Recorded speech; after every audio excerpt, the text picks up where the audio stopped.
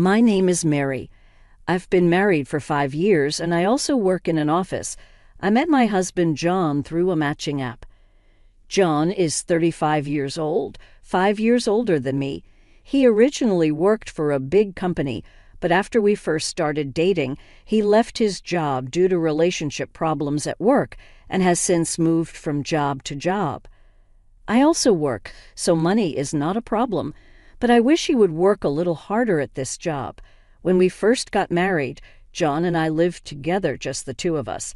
But after my mother-in-law called us out of the blue, our life changed drastically. That collapsed come right away, my mother-in-law said. John and I rushed to the designated hospital. When we got there, darling, there was my mother-in-law sobbing her eyes out. We prepared ourselves for the worst, and then the doctor came in. I need to talk to you all, so please come this way. He led us into a small room that looked like a conference room. He told us that he was going to need nursing care and that we shouldn't expect him to recover quickly. He also said he needs nursing care, so either take care of him at home or find a place to take care of him. My mother-in-law is not working, so I thought she'd take care of him at home. As I thought, my mother-in-law said, I will take care of him at home. It would cost a lot of money at a facility, and I want to be with my husband. It was completely understandable that she would want to be with him, having lived with him for so many years. Then, back to the hospital room, my mother-in-law talked to us about taking care of him at home. I would take care of him, but I think there are limits to what I can do on my own. If it's okay with you too, would you be willing to live with me at our house? I thought it would be very difficult for my mother-in-law to take care of my father-in-law by herself. My husband asked, Mary, is that okay? I could understand how hard it could be for her, and I didn't have that much of a problem with my mother-in-law, so I said okay and agreed. I had no idea that it would cause such an outcome. A month later, my father-in-law was discharged from the hospital. We had already moved to my parents-in-law's house, so we went to pick up my father-in-law together. My father-in-law said, I'm really sorry. He was so apologetic that it was almost painful for me. After my father-in-law came home, things were very hectic. Since my mother-in-law was taking care of my father-in-law, she didn't have time to do housework such as cooking. I was in charge of the housework, and John took care of the garbage. Perhaps it was because our lives were so hectic, I gradually felt that everyone was getting frustrated. I thought that John didn't have such a tough job, but I wanted him also to do the household chores. John sometimes complained about why he had to take out the garbage. I honestly thought, why don't you at least do that? But it was my mother-in-law who was the most stressed. Ever since she started taking care of my father-in-law, it was obvious that she was getting more and more frustrated every day. Hey, Mary, the bathroom was dirty. There was hair left on the floor. You need to clean it up. Hey, didn't we just have spaghetti? Don't be lazy to serve us the same meal within the same month. She started attacking me. John and my mother-in-law took advantage of me. Hey, haven't you been lazy lately? Mom is busy taking care of that, and all you do is work, right? You can't even do your housework properly. She lets you live at her house, so you should be working to pay the rent. He started saying things like that. After my mother-in-law started taking her frustrations out on me, I feel that for some reason, the distance between my mother-in-law and John seemed to have shortened. John had always been a bit of mama's boy, but I felt that the level had gone up even more.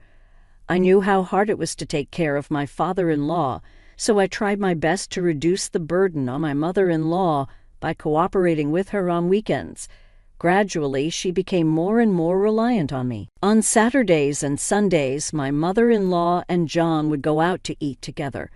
They went shopping together on weekends, and I wondered if John's salary was enough to go out that much. I wished he would save money for the future, but I thought that if it was for my mother-in-law's refreshment, it was just for now. I took care of my father-in-law without saying anything in particular.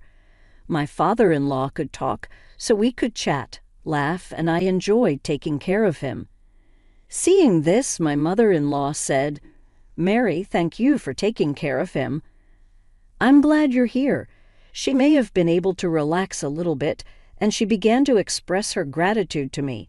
I was happy to know that I was supporting her. After that, I continued to work and do housework on weekdays. On weekends, I kept myself busy taking care of my father-in-law.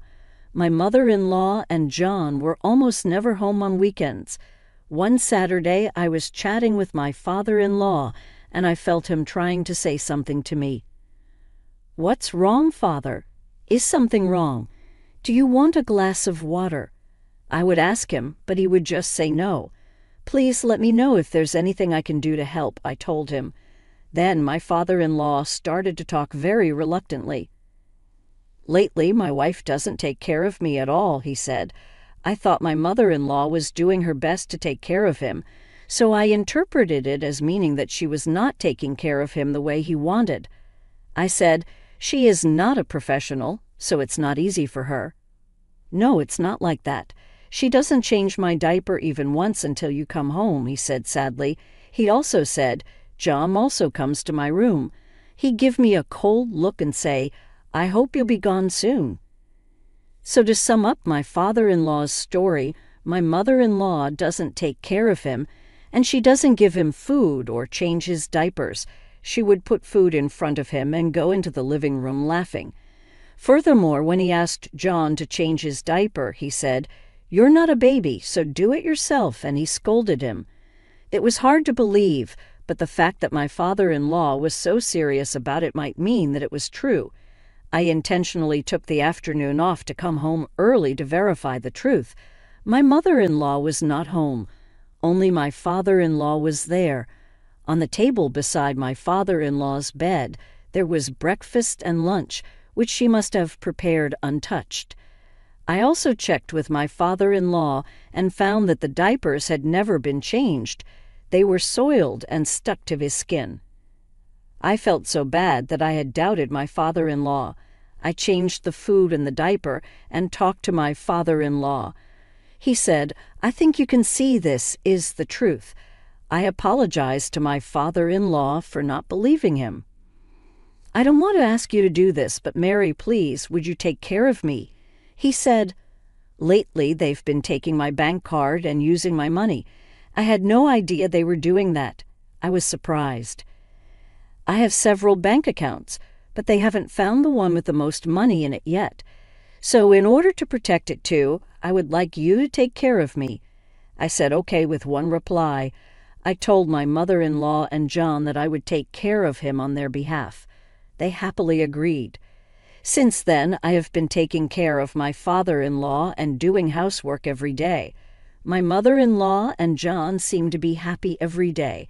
But when I left that room for a while, my mother-in-law and John would go to my father-in-law's room and make sarcastic comments to him. The other day, my father-in-law said to me, she was asking me about the money. "Where's the money?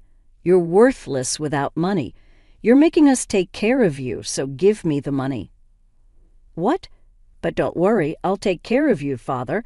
I won't make you sad from now on," I assured him. After saying that, my father-in-law thanked me. He cried and thanked me many times. After that, even when I was taking care of him, my mother-in-law and John would go out together. One day when I came out of my father-in-law's room, John and my mother-in-law were standing in front of the door glaring at me. "Hey, you!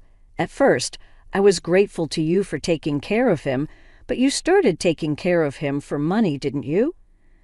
I couldn't understand what she just said, and I looked at her with a blank stare. "I heard you and him talking about his inheritance. Couldn't hear the details, though," she continued. I had no idea what she was talking about, so I said, "What are you talking about? I don't know what you're talking about." "He was telling you where the money was. He said something like, 'when I am gone,' didn't he?" she accused. "Ah, that's what she was talking about." I understood, but I pretended I didn't know because I promised not to tell them. Then John said, "If you're just after money, I'm divorcing you. Get out of here right now. I don't want to be with a woman like you who is just after money, who's just in need for the money.